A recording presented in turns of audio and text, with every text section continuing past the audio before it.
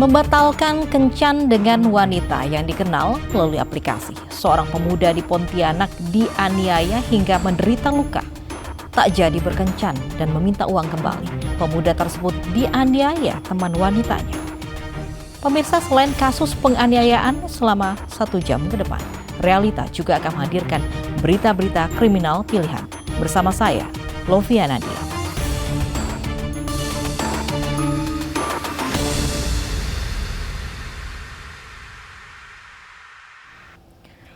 Puluhan remaja terlibat tawuran di tengah jalan di Semarang, Jawa Tengah.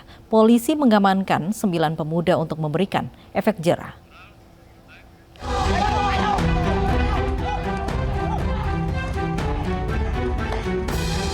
Puluhan pemuda saling serang dengan menggunakan sarung di tengah jalan.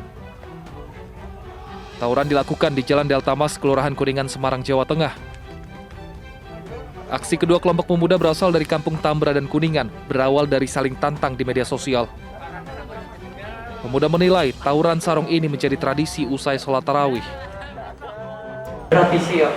Tradisi apa? Tiap puasa? Tiap puasa. Sejak kapan itu? Dari lama. Taruhannya berapa taruhannya? Teman. Taruhan. Yang menang dapat apa? Dapat apa? Senang. Agar tidak membuat warga resah, polisi mengamankan 9 orang pemuda. Ada 9 orang yang berhasil kita amankan. Secara kronologis kejadian bahwa dari anggota kami dari Babin Kamtibnas mendapatkan informasi bahwa telah terjadi tawuran atau sarung-sarung antar remaja di Jalan Delta Mas, Kelurahan Kuningan. Kemudian dilakukan pengejaran dan diamankan 9 orang remaja. Karena pelaku masih di bawah umur, orang tuanya pun diminta menjemput anaknya masing-masing. Tidak ada korban jiwa dalam peristiwa ini. Geng motor menyerang warga menggunakan busur dan anak panah. Warga pun mulai resah karena aksi ini sudah terjadi selama berhari-hari.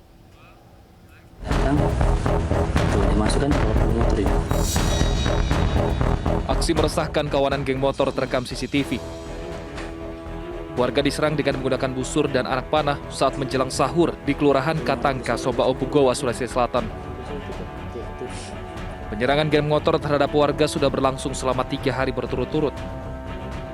Usai melakukan aksinya, anggota geng motor langsung melarikan diri. 3 hari berturut-turut banjir penyerangan, jadi kami sini warga untuk antisipasi.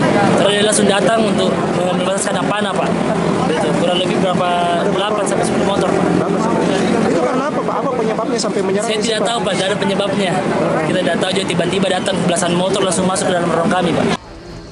Hal ini pun menjadi perhatian polisi yang langsung menuju lokasi. Di tempat kejadian perkara, polisi mengamankan sejumlah busur dan alat pelontar yang tertinggal saat pelaku kabur. Dan setelah itu kita menyisir, ternyata banyak benda yang berupa busur didapat oleh anggota. Ada berapa banyak itu, Pak, yang ditemukan? Ya sekitar kurang lebih 10. Itu apa, bentuk apa? Senjata Busur. Busur ya? Iya, dan lengkap dengan katapelnya. Tapi kita dapat di gerobak dengan di pinggir jalan. Nah. Hingga kini motif penyerangan masih dalam penyelidikan petugas Polres Goa, Sulawesi Selatan.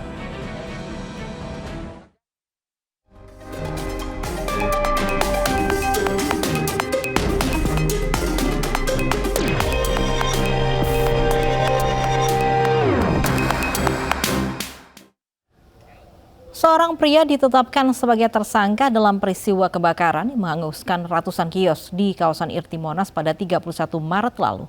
Pelaku sengaja membakar gorden salah satu kios akibat terbakar cemburu dari hubungan cinta sesama jenis.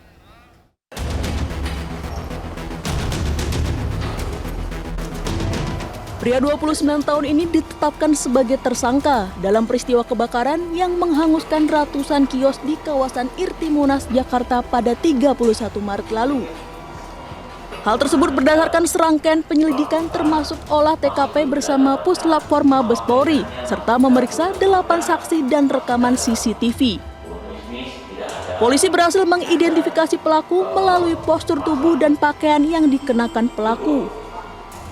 Motif tersangka WST melakukan pembakaran gorden di kios milik Dasri Lubis lantaran terbakar cemburu. Pasalnya tersangka dan pemilik kios memiliki hubungan asmara sesama jenis. Polisi menyita sebuah korek api gas, tas punggung serta pakaian dan ponsel pelaku. Akibat perbuatannya, tersangka dijerat pasal 187 KUHP karena telah sengaja melakukan pembakaran dengan ancaman pidana maksimal 12 tahun penjara. Belum meninggalkan lokasi atau tempat si kios milik Dasrul di sini, yang bersangkutan sudah melakukan pembakaran di lokasi kiosnya si Dasrul dengan menggunakan korek api yang dibakar ada korek. Ini berdasarkan pengakuan yang bersangkutan, memang yang bersangkutan ini ada hubungan khusus antara Dasrul Lubis dengan saudara WST.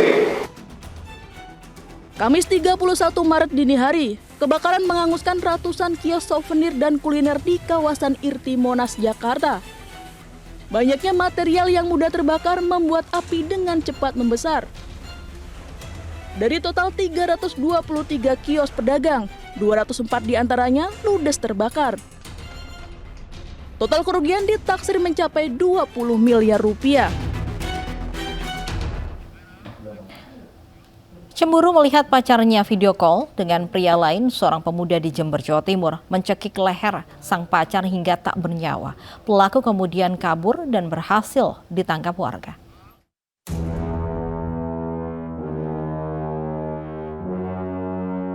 Video amatir warga merekam saat Salim Yuda berhasil ditangkap di Desa Pocangan, Kecamatan Sukowono, Jember, Jawa Timur. Ia menjadi bulan-bulanan warga usai menganiaya kekasihnya hingga tewas di dalam kamar. Pelaku babak belur usai dihakimi massa yang kemudian menyerahkan ke polisi sektor Sukowono. Polisi menggelar olah tempat kejadian perkara dan menyita sejumlah barang bukti dari lokasi. Selanjutnya, mayat korban dibawa ke RSD Subandi, Jember untuk diotopsi. Guna penyelidikan selanjutnya, pelaku diperiksa intensif di Polsek Sukowono. Kepada petugas, pelaku mengaku cemburu mengetahui kekasihnya Wahyu Nurmadani video call pria lain dengan mesra saat pelaku secara sembunyi-sembunyi menyelinap ke kamar korban. Tak kuat menahan rasa amarah, pelaku mencekik leher dan membekap mulut korban dengan pakaian dalam yang ada di kamar korban hingga menghembuskan nafas terakhirnya. Curiga anaknya tidak bangun untuk sholat dan mandi. Orang tua korban terkejut mengetahui korban tak sadarkan diri dan mendapati pelaku bersembunyi di balik kelambu lalu melarikan diri. Pelaku mendengarkan komunikasi antara korban atau pacarnya dengan selingkuhannya, ya, lewat video call,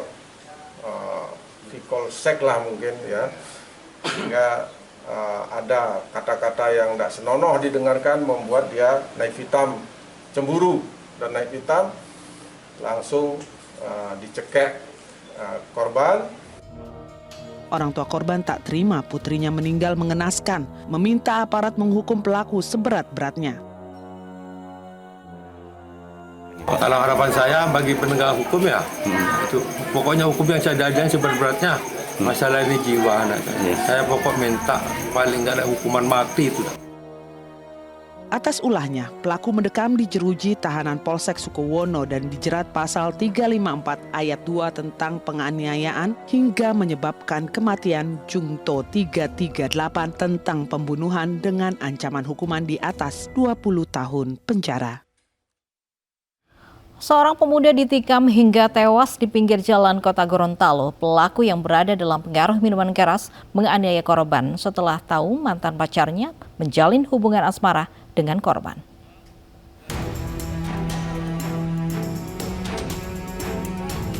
Fadel Muhammad ditemukan terkapar dengan tubuh penuh luka di Jalan John Aryo Katili, Kota Gorontalo.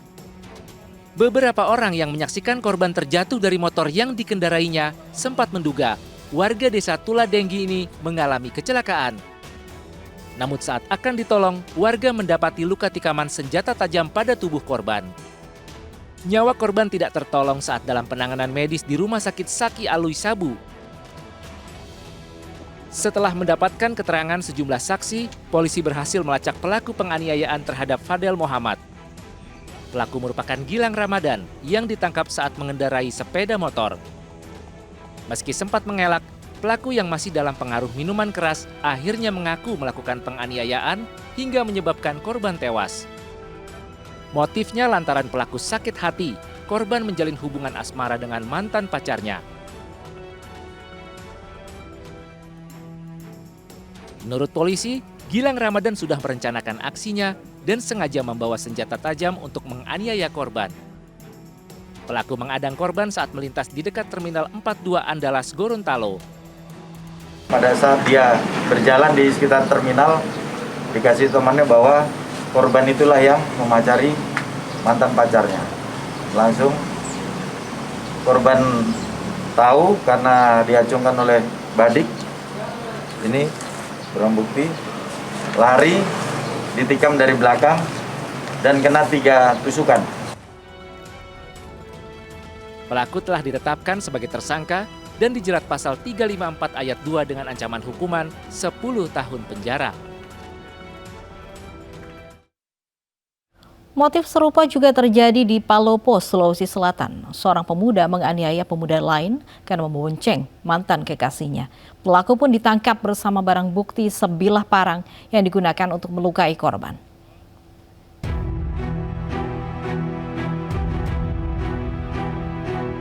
Sadar berada dalam kondisi terancam, sepasang muda-mudi menghentikan laju motornya di depan sebuah kios di Palopo, Sulawesi Selatan. Seketika datang kawanan pemuda mencoba menganiaya korban dengan sebilah parang. Beruntung korban pria berhasil menghindari sabetan parang, sementara teman wanita bersembunyi.